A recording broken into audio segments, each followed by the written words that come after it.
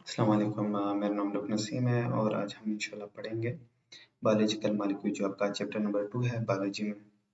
उसके बारे में हम डिटेल से पढ़ेंगे।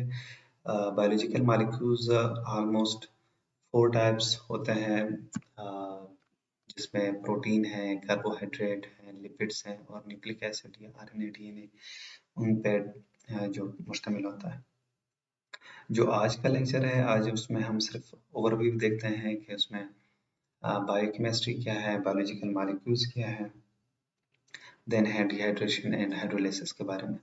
अच्छा, ये जो पूरा चैप्टर का हम हर वीडियो में एक कंटेंट लिस्ट बनाते हैं, उसका मकसद ये होता है कि हमने एग्जाम ओरिएंटेड रहना है, हमने अननेसेसरी डिटेल्स में नहीं जाना, हमने वो चीज़ें सिर्फ यहाँ पे पढ़नी है जो हमारे सिलेबस पे डिपेंड करती है। डेफिनेटली आपने इंशाल्लाह डॉक्टर बनना है तो उसमें first year MBBS, second year MBBS में आपका एक मेन सब्जेक्ट है बायोकेमिस्ट्री, जो कि हमने आज उसके बारे में थोड़ा बहुत डिस्कस भी करना है। उसमें ये सारी चीज़ें एक-एक करके आप डिटेल से पढ़ेंगे, ठीक है? तो वो जो अननेसेसरी डिटेल है, आपने डाइवर्ट नहीं रहना कि ये शायद बहुत ज़्यादा ज़रूरी हो एग्ज़ाम पॉइंट ऑफ व्यू से। एग्ज़ाम में सिर्फ वो चीज़ें आपके आएँगी जो आपके लेवल पे डिपेंड करती है, और ये स्लाइड्स हमने तकरीबन सारे ही आपके टेक्स्ट बुक से निकाले हैं, तो इसमें आई थिंक ऐसी चीज़ नहीं होगी स्लाइड्स में या इवन लेक्चर में जो कि मिसिंग रहेगी, ठीक है?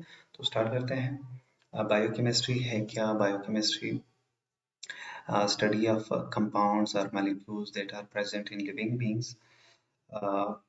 उसमें हमने जैसे डिस्कस किया था कि 4 इस तरह के मॉलिक्यूल्स हैं, वो सारे प्रोसेस को molecules and the process in which they are involved in metabolism is called biochemistry।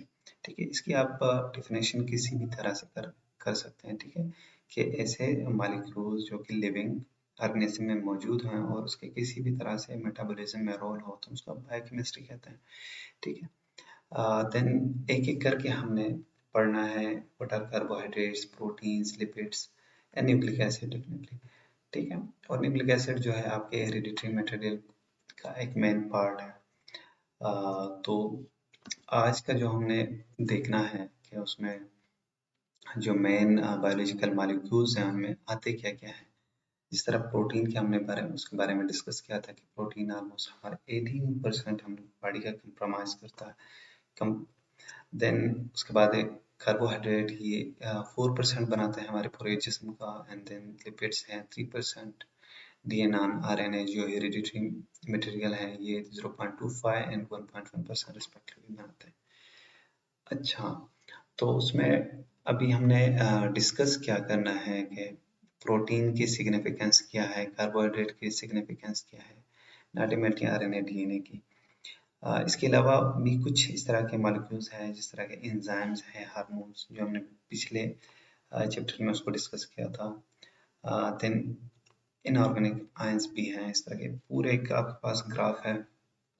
अच्छा, आपको एक बार बार एक चीज़ दिख रही होगी कि मैं टेबल्स पे बड़ा फोकस कर रहा होता हूँ। टेबल्स आपके पूरे मेडिकल जर्नी में बहुत बड़ा रोल प्ले करते हैं। इवन अगर आप बिल्कुल ब्लैंक हो जाते हैं, कहीं भी आप लिख नहीं पाते हैं, तो आपको टेबल ही रिमाइंड कराता है, ठीक है, कि किस चीज़ की सिग्निफिकेंस कितनी ज़्यादा है, ठीक है। लाइक वाटर है 70%, 18% है प्रोटीन, तो आप इस चीज़ से अंदाज़ा लगाएं किसी चीज़ की मिकदार जितनी ज़्यादा होगी उसकी सिग्निफिकेंस है, ओके। हमने आगे जाके स्लाइड्स में देखना है कि प्रोटीन, कार्बोहाइड्रेट एंड लिपिड्स क्या है, तो नेक्स्ट मूव करते हैं। अच्छा, अब इसमें हमने देखना है कि बायो एलिमेंट्स कुछ इस तरह के एटम हैं जो कि हम पीरियोडिक टेबल में पढ़ते हैं। अ, उनमें से कुछ इस तरह के एलिमेंट्स हैं जो कि हमारे जिस्म में मौजूद होते हैं। ऑलमोस्ट मोर देन 100 एलिमेंट्स हैं जो कि डिस्कवर हुए हैं। उनमें कुछ बहुत कम तादाद में हमारे लिए इम्पोर्टेंट हैं, जो कि हमारे जिस्म उनसे बना होता है। सबसे इम्पोर्टेंट उसमें ऑक्सीजन है, परसेंटेज के हवाले से ये पूरा टेबल एक बना हुआ है, ठीक है। कार्बन डाइऑक्साइड है, कार्बन है, सॉरी, ऑक्सीजन अलग है, हाइड्रोजन है, नाइट्रोजन, कैल्शियम। अब देखें ना, एक एक चीज़ की अपनी जगह पे सिग्निफिकेंस है। अगर हम ऑक्सीजन को देखेंगे तो हमारे रिस्पिरेशन के लिए इम्पोर्टेंट है। कार्बन डाइऑक्साइड को देखेंगे तो हमारी इलेक्ट्रोलाइट्स बैलेंस, एसिडोसिस और बेसिक मीडियम मेंटेन करने के लिए ये इसकी बहुत ज़्यादा इम्पोर्टेंस है। हाइड्रोजन हाइड्रोजन की हमारे H2O सारा उसी से बना होता है। नाइट्रोजन है, जितने भी आपके कार्बोहाइड्रेट्स हैं, प्रोटीन्स हैं, उनमें नाइट्रोजन का, और हेरिडिटरी मटेरियल है न्यूक्लिक एसिड, उसमें नाइट्रोजन का बड़ा रोल है। आमतौर पर इसको ये समझा जाता है कि ये हमारे जिसमें कोई काम नहीं करता, हालांकि ये 3.3% हमारे बॉडी का बनाता है। कैल्शियम है जो कि बोन्स की स्ट्रेंथ के लिए बड़ा इंपॉर्टेंट है। फास्फोरस है, ये भी बोन्स के स्ट्रेंथ में, इसका कार्टिलेज के बनाने में और उसमें उनको स्ट्रेंथन करने में बड़ा इनका।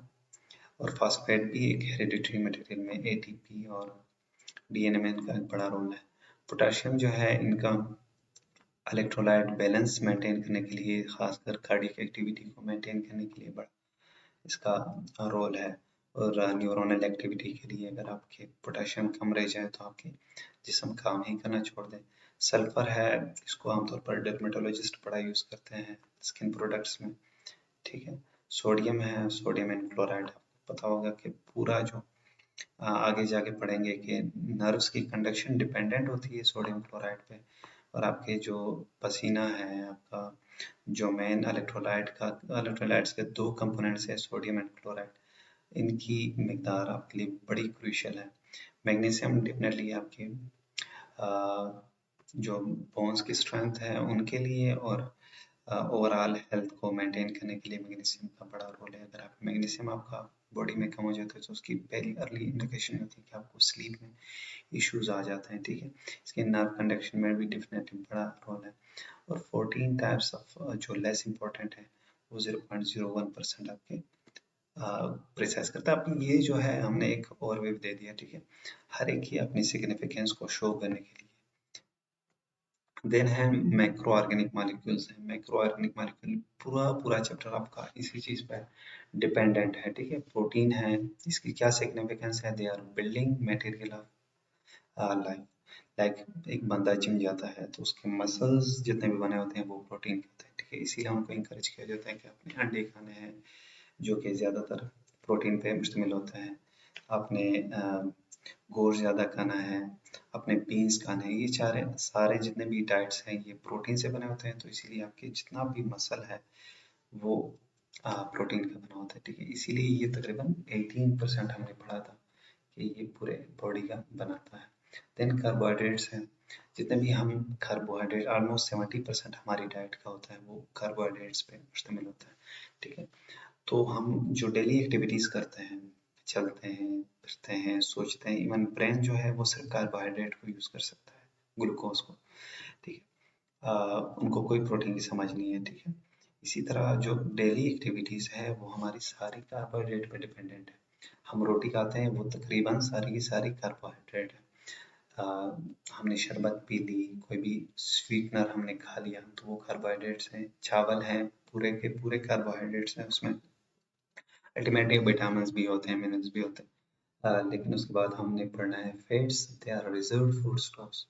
जितने भी आपके अगर कार्बोहाइड्रेट प्रोटीन्स का इंटेक ज़्यादा हो जाए आपके बॉडी के यूज से, तो अल्टीमेटली आपकी बॉडी जो है उसको रिजर्व करती है in liver, in subcutaneous tissue. Like हमने देखा हुआ है कि अगर कोई खाना ज़्यादा खाता है अपनी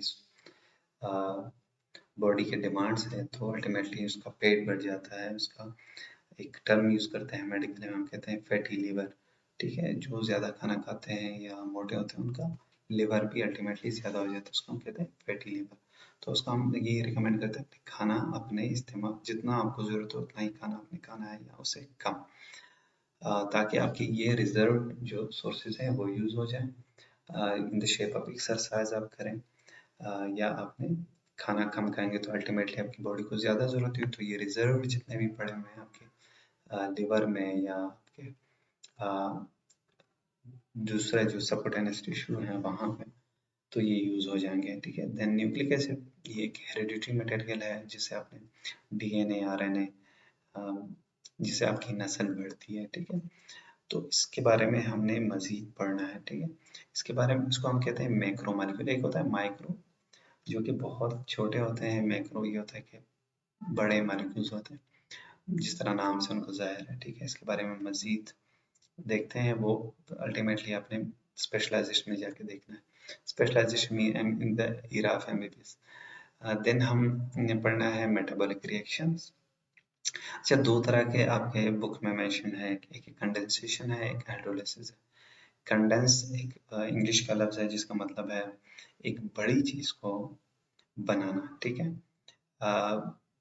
लाइक छोटे छोटे मॉलिक्यूल्स मिलके एक बड़ी चीज बनाते हैं, और उस पूरे प्रोसेस में जाके पानी निकल जाता है, ठीक है।